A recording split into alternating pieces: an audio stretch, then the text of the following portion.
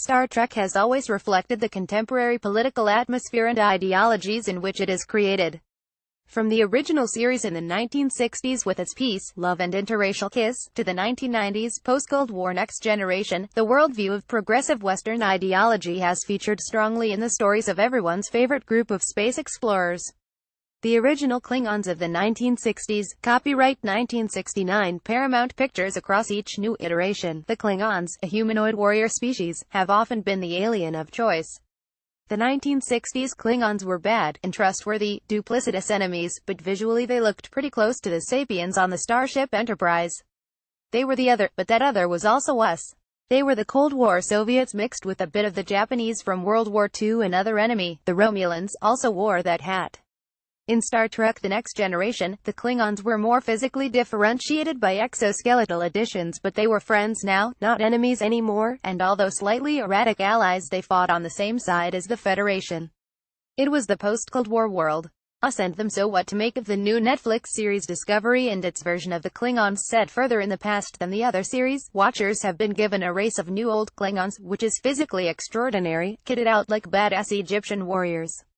Gone are progressive views of understanding the commonalities of our existence. The classical us and the space age other has been reborn. Klingons, The Next Generation, copyright 1991 Paramount Pictures. What is so intriguing about these new Klingons is that they exhibit all the extremes of real-life exotic enemies from timeless representations going back to the ancient Greeks. They are portrayed as incomprehensible beasts to the Federation. The Klingons participate in self-harm, believe in rebirth in flames, and have a physical appearance that has extended their exoskeleton to make them look more like wild animals than anthropomorphic beings. They appear like beasts, as exotic as Durer's famous drawing of a rhinoceros was to his 16th-century audience. The new Klingon uniform was clearly inspired by ancient Egyptian breastplates, wired like ribs across their shoulders and upper chest. Even more Egyptianizing is the death practice of the Klingons that sees the corpse being wrapped as a mummy, and placed in a beautifully decorated space sarcophagus. These sarcophagi are then stuck to the outside of their spaceships.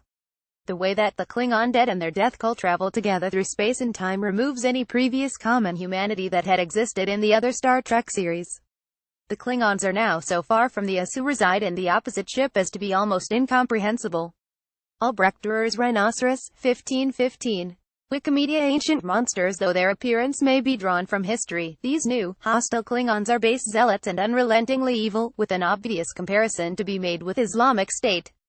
They are simply our enemy. We possess no shared values. They lie in ambush and react with unremitting violence across the first episodes. The Federation officers of the Discovery series are conflicted about reacting to the aggression, and as such are depicted at first as wishy-washy and weak.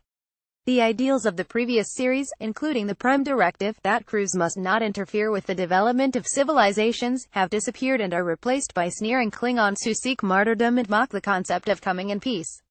I wonder what Star Trek's creator Gene Roddenberry would have felt about this easy dismissal of the ideals of peaceful interspecies cooperation in the new Star Trek. Violence is the only means to counter violence. For the creators, it makes it much easier to accept this by physically placing the Klingons further back in our human past.